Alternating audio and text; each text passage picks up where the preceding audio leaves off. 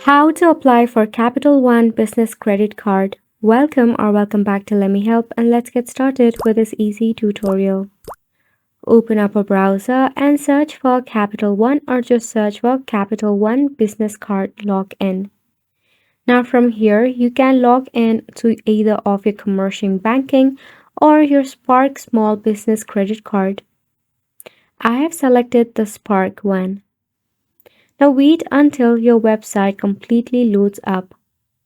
In here, you will find three of your business credit card option, that is Classic, Cash Select, and 1.5% Cash Select. You can choose any as the annual fee is $0. Select on the Start Application Process and you will find a form-like layout. In here, you need to enter your personal information and your business information as well. Fill out the details exactly and make sure that there is no any mistakes over here. Now you will also select the mailing information and as well as you can read out this important document.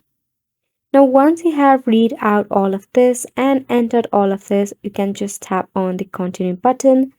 Then once you are verified, you will get your hands on your very own Capital One business credit card.